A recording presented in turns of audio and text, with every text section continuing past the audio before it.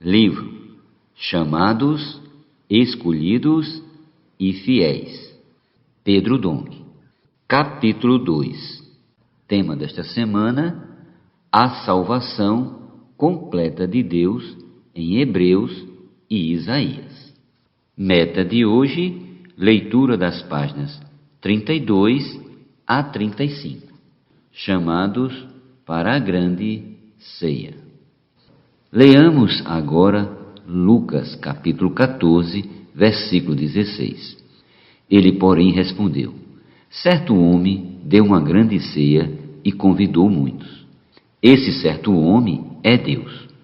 Nosso Deus deu uma grande ceia e convidou a muitos. Você e eu fomos convidados. Não merecíamos, éramos como mendigos, mas Deus nos convidou para participar de um banquete com ricos manjares. Isso é graça. Em Mateus 22, há o registro de uma ceia em que havia alguém que não trazia veste nupcial. Por isso o rei perguntou-lhe: amigo, como entraste aqui sem veste nupcial? E ele emudeceu. Então ordenou o rei aos serventes: amarrai-o de pés e mãos e lançai-o para fora, nas trevas. Ali haverá choro e ranger de dentes. Porque muitos são chamados, mas poucos escolhidos. Versículos do 1 ao 14. Essa ceia, portanto, é o galardão para os escolhidos, é para os vencedores, os que perseveraram até o fim. Esses escolhidos têm uma veste nupcial para participar das bodas do Cordeiro no reino milenar. A grande ceia de Lucas 14, Deus preparou para todos, e Ele convidou a muitos, inclusive eu e você. O texto diz: à hora da ceia enviou o seu servo para avisar os convidados: vinde, porque tudo já está preparado. Não obstante, todos a uma começaram a escusar-se. Disse o primeiro: comprei um campo e preciso ir vê-lo. Rogo-te que me tenhas por escusado. Outro disse: comprei 5 juntas de bois e vou experimentá-las. Rogo-te que me tenhas por escusado. E outro disse: casei-me e por isso não posso ir. Versículos 17 a 20. Então um não podia ir porque estava ocupado com seus bens. Outro não podia ir porque estava ocupado com seu trabalho. E ainda outro não podia ir porque estava ocupado com a família. Prosseguindo, voltando o servo, tudo contou ao seu senhor. Então, irado o dono da casa, disse ao seu servo: sai depressa para as ruas e becos da cidade, e traze para aqui os pobres, os aleijados, os cegos e os coxos. Depois lhe disse o servo: Senhor, feita está como mandaste, e ainda há lugar. Lucas capítulo 14, versículos do 21 ao 22.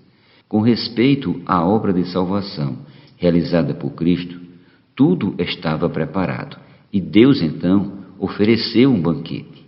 Em Jerusalém, após a morte e ressurreição do Senhor Jesus, os apóstolos ofereceram um banquete aos judeus, mas eles não compareceram, pois estavam ocupados com sua religião, com seus negócios, com seus bens, com suas famílias. Eles excusaram-se e não participaram do grande banquete, a grande ceia que Deus preparou para a salvação completa do homem. Os judeus, por ter a lei, achavam-se muito justos e recusaram o convite feito por Deus. Ele então resolveu estender o convite a todas as pessoas. Procurou nas ruas, nos becos da cidade e trouxe os pobres, aleijados, cegos e coxos. Graças a isso, hoje estamos desfrutando dessa grande ceia. Nós fomos convidados depois de os judeus terem recusado o convite do Senhor. Jesus Cristo, o Filho, veio cheio da graça e nos permitiu desfrutar de tudo isso. Hoje ainda há lugar nesse grande banquete. Ainda há tempo de sair para convidar outras pessoas. Diga a seus amigos, vizinhos, a todos que você conhece: venham para essa grande ceia. Ainda há lugar para vocês. O texto continua: Saí pelos caminhos e atalhos e obriga a todos a entrar, para que fique cheia a minha casa.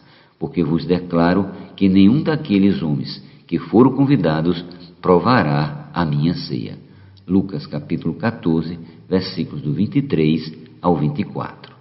O Filho de Deus foi dado como graça para saciar a sede e a fome do homem com tudo o que Deus é. O resultado é produzir no homem a realidade do que Deus é.